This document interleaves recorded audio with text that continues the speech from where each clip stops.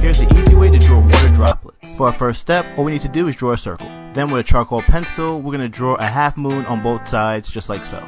Next, we're going to take a colored pencil and color in the middle. After, we're going to grab a Q-tip and we're going to shade in both sides. Now let's take white paint and create an oval for the reflection. Then for our last step, you clean up your water droplet, and then boom, you're all done. Follow for more art tutorials. I only see in black and white, and this is how I paint, because you don't need to see color to do it. For my base, I started with a shade called Splash, and my guess is that it's blue, because you splash in the water, right? For my flowers, I started with two shades, one called Emoji, which my guess is that's yellow, because emojis are yellow, and one called Aromatherapy, but I could not tell you what shade that is referring to. I then chose two more random shades to do flowers with, but these names did not help me figure out the color at all, so it's just a total guess. I have no idea what color my flowers are, but I think they look cute here. The black I picked was actually labeled, so I knew what color I was using, but the white I picked was marshmallow, and I'm just hoping that marshmallows are in fact white. I then added some detail with a Sharpie that was labeled, and then I added my favorite part, a glitter explosion. So my guess is that this is maybe just a bunch of different colors of glitter, but I love it because you don't need to see color to enjoy how shiny and sparkly it is, so I add it to everything. But here's the finished product. I hope the colors look good together. I've been really blown away by the popularity of these animated doll face drawings. Now, I use the dark powder to indicate where the eyes and the mouth go right away. I do this because it gives just enough information to the AI for it to pick up on the fact that it's a face and it starts moving it immediately.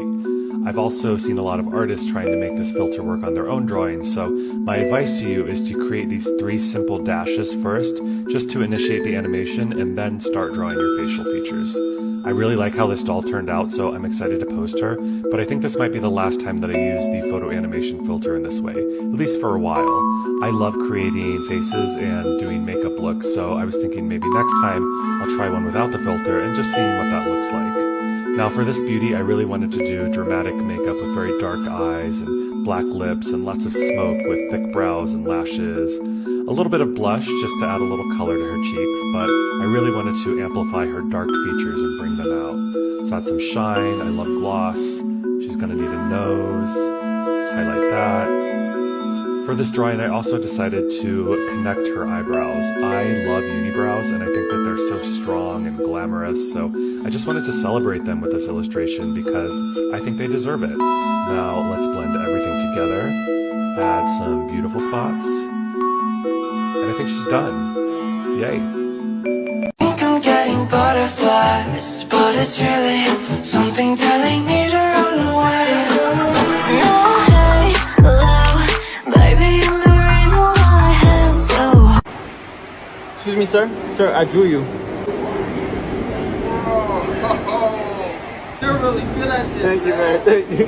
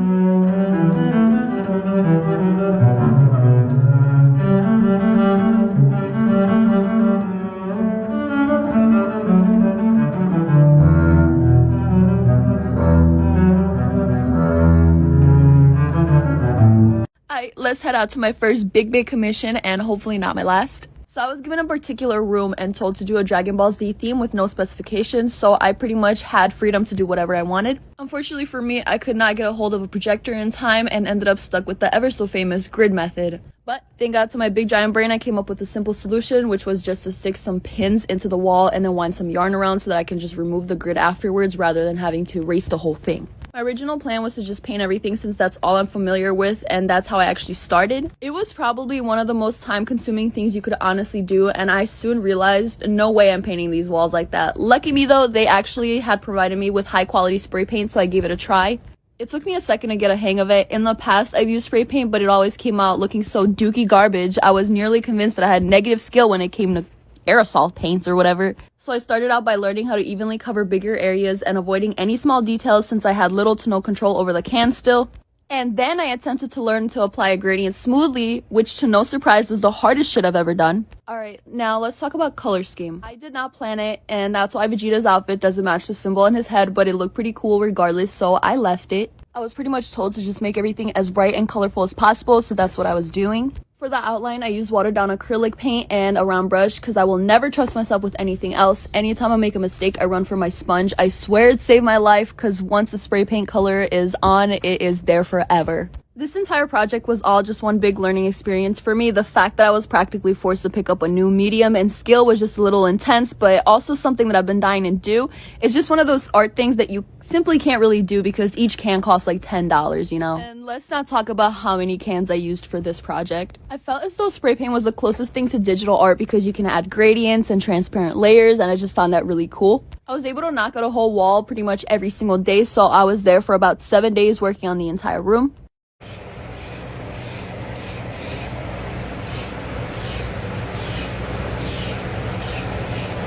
Okay, last but not least, I did the Shenron on the last wall, and I actually did not film like half of it because it was pretty difficult to do. And by difficult, I mean it was just a big ass wall. Like, it was a lot of work, so you know.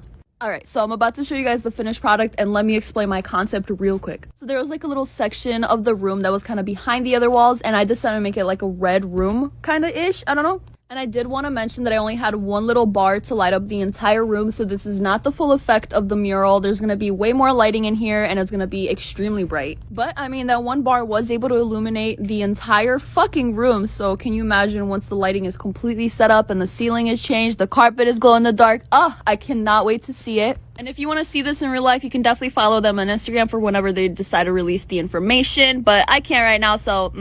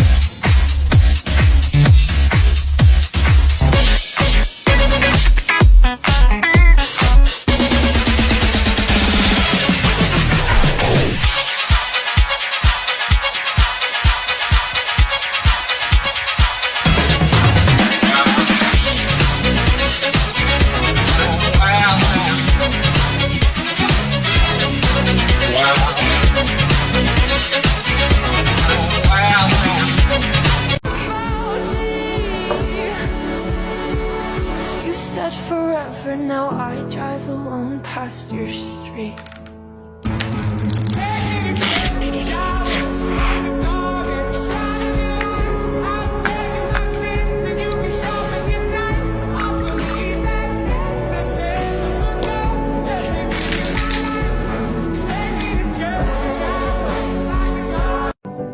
Mother, I'm coming home.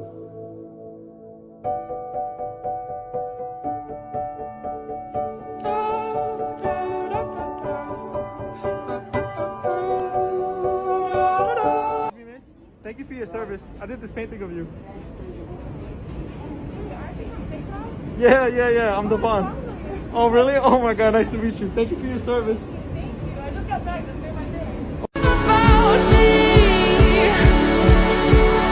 You said said forever, now I drive alone past your street. Take me to church, I was like a dog at the shining lights. I'll tell you my sins and you can show me at night. I'll believe that there's never good. Let me give you my life. Take me to church, I was like a dog at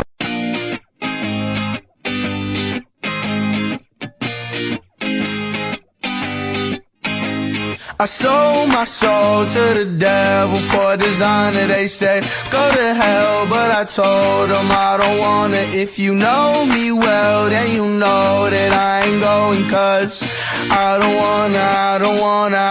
wanna die young.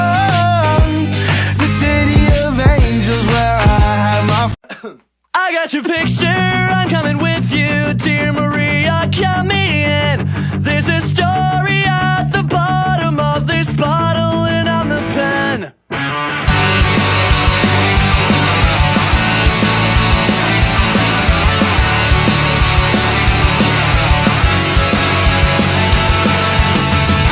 When the lights go up, I wanna watch the way you take the stage by storm. The way you wrap those boys around your finger. Go on and play the leader, cause you know it's what you're good at. The low road for the fast track, make every second last. Cause I got your picture, I'm coming with you, dear Maria. Hey TikTok, it's Elizabeth, and this is take 2 of the seashell beach scene. I decided to do it upside down this time, so the beach scene is actually going to be under the lid of the box. So when the box is closed, you won't see anything, and then you open it, and ta-da, secret beach. I thought that would be fun and kind of pretty, and I'm actually pretty satisfied with how this came out. It's gonna look nice. In other news, I'm referring to my vanished roommate. No update on that situation. I haven't heard from her. I don't expect to at this point. I do hope she's okay.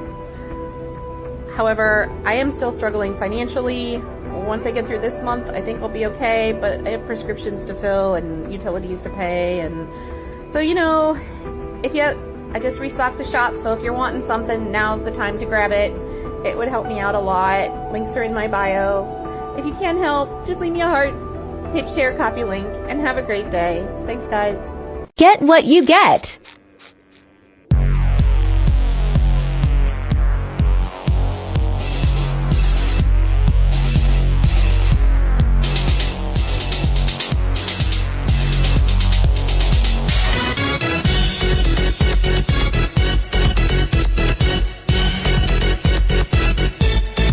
Me, hi Minnow.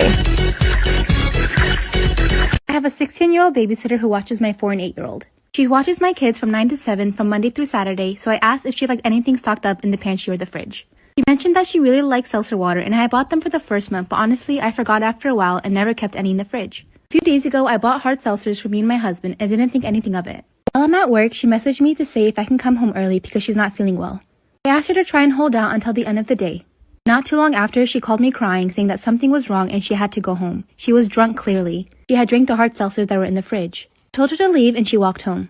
She called me the next day crying that she didn't know that the hard seltzers had alcohol in them. Both her parents were alcoholics and she was diagnosed with PTSD regarding alcohol. She never planned on drinking in general. I told her not to come back as she put my children in danger.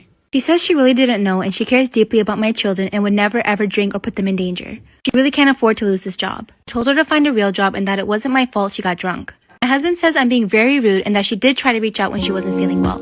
And my kids are upset to see her go.